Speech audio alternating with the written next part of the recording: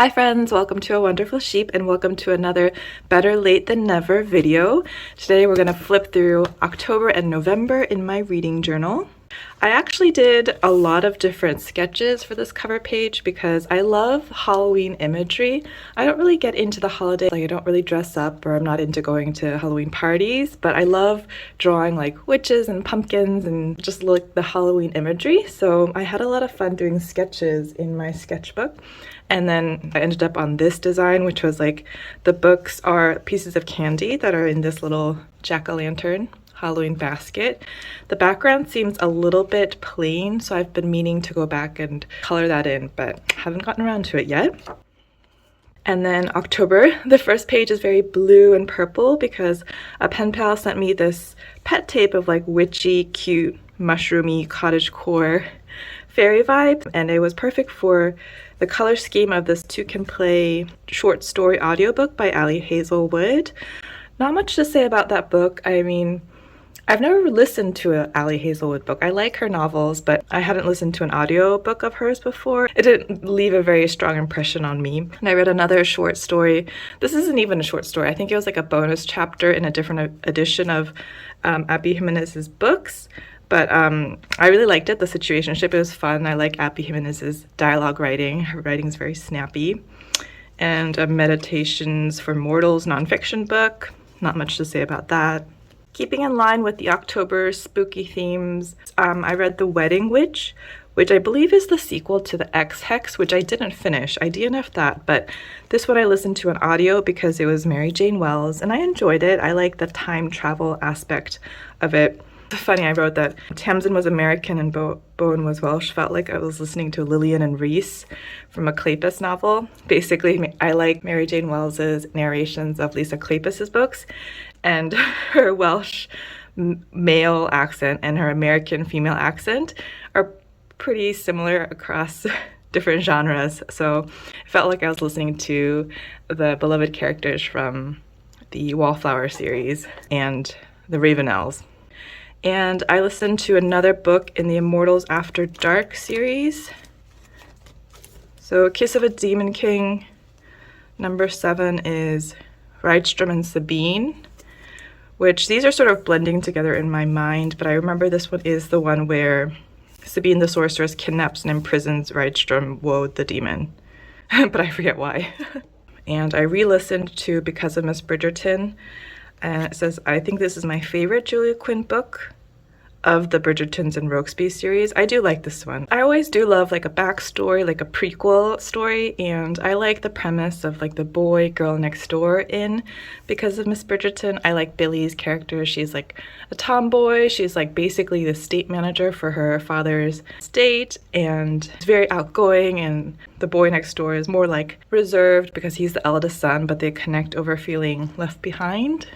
And then new historical romance author Christy Caldwell. I believe also I discovered this author because she had a new book narrated by Mary Jane Wells. If you can't tell, I love Mary Jane Wells as an audiobook narrator. She does a lot of historicals, and I think I enjoyed this series. The series follows a family of siblings whose fortunes are turned 180 degrees when they like basically are introduced into the aristocracy. And then favorites from this month, 2 really good books from October: You Are Here by David Nichols and The Wedding People. I think this one is pretty popular. I think I saw it on like some Goodreads best of the year lists. So it says from David Nichols' book, I liked his show not tell writing through dialogue.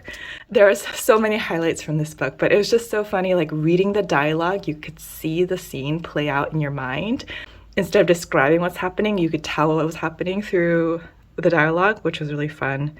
And both of these sort of deal with like reflecting on yourself and your life and I guess mental health issues. The Wedding People, probably I should mention, has a content warning of like the female main character goes to this hotel intending to end her life, and then I think she happens to be the only person staying at the hotel that is not a member of a wedding party, but she gets sort of like enmeshed into the wedding party, and you know, things turn around for her. I really enjoyed both of them. This one is also about a single female main character who goes on like a week-long trekking trip.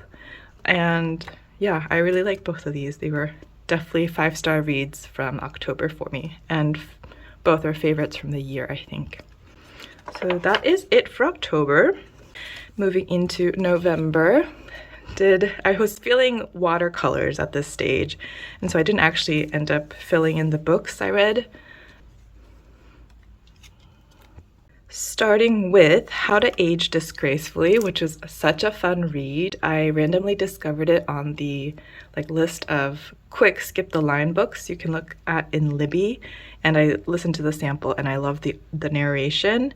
I would classify it as like band of misfits come together to save their local community fill in the blank. In this case, it was their community center, and I read a couple other books this year that fit this bill.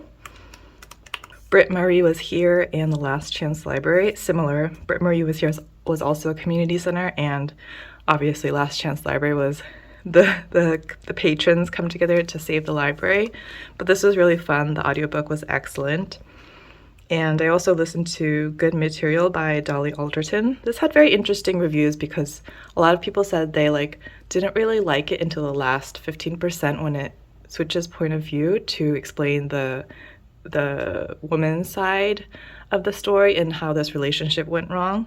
It was kind of interesting to me to listen to the male point of view on how they fell in love and then they had their heart broken.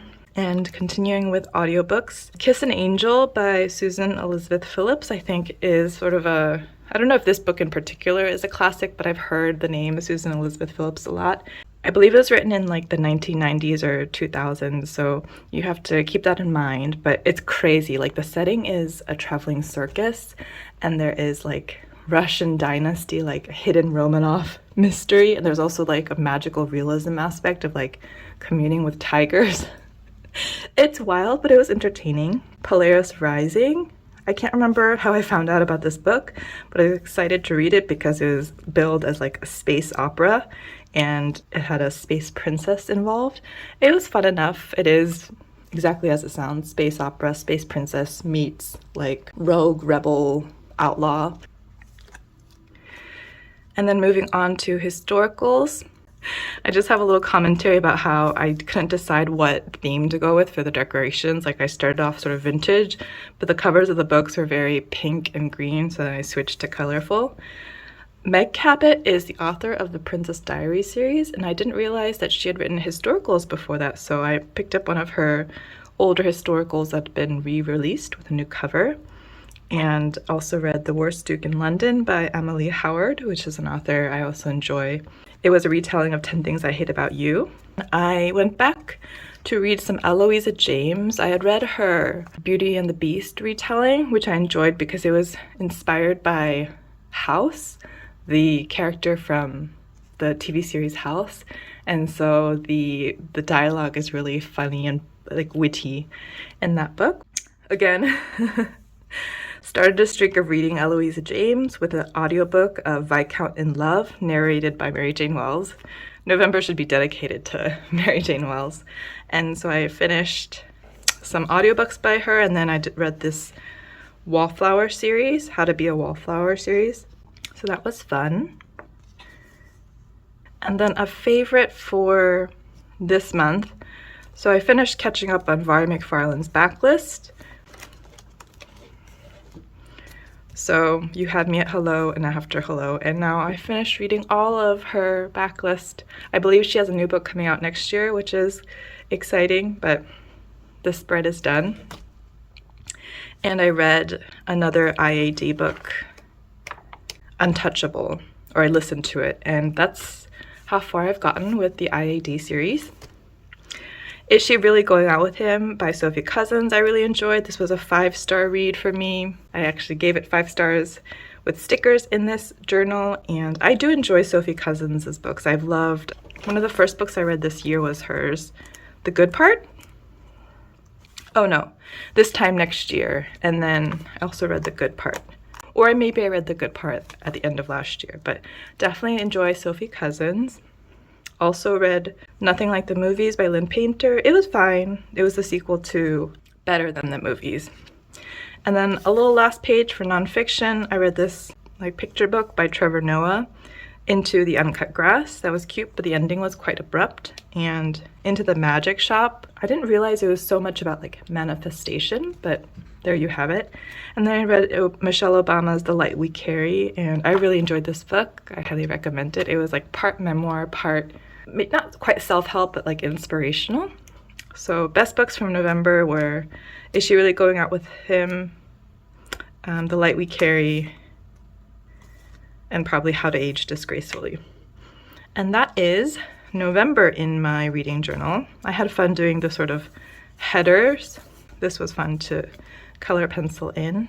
And I've done the cover page for December, so hopefully that will be up soon. But this book is almost filled up, and we're at the end of the year. Thank you so much for watching. Have a wonderful day, and I will see you next time. Bye.